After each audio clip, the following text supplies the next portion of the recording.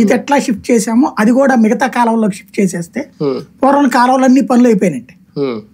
అట్లా అనుకుని చెయ్యడం వలన తలెత్తినటువంటి అంశం.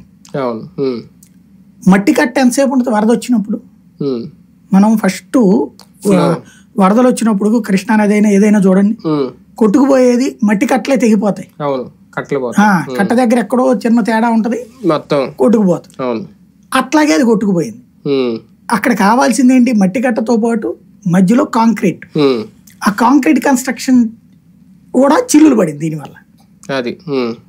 అంటే ఆ రోజున 2019లో వాస్తవంగా అది ప్రకృతి వైపరీత్యం, భారీ వరదలు రావటం, చరిత్రలోనే ఎన్నడూ లేనంత వరదలు రావటం, దాని ఇంపాక్ట్ అది కొట్టుకుపోయింది.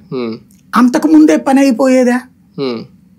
2014లో కాంట్రాక్టులు మార్చడం వలన 2 ఏళ్ళు పట్టింది.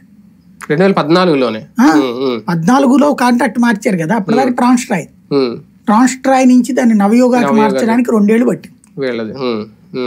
చంద్రబాబు గారు స్వయంగా మహారాష్ట్ర వెళ్ళి మాట్లాడి నితిన్ గడ్కరీతో ఒప్పించి తీసుకోవడం కదా, దాదాపు 1.5-2 ఏళ్ళు పట్టింది. ఫస్ట్ లో అసలు దాని గురించి ఆలోచించాల, మిగతా పనులన్నిటి మీద ఉన్నారు. ఫస్ట్ అయితే మండలాన్ని చేర్చేసుకున్నారు, ఇక ఆ పని మీద ఉన్నారు. కాంట్రాక్ట్ మార్చే ప్రక్రియ అంతా ఈ సెటరేట్ చేసి పని చేయడం బిగినయ్యేటప్పటికి 2 ఏళ్ళు అయిపోయింది.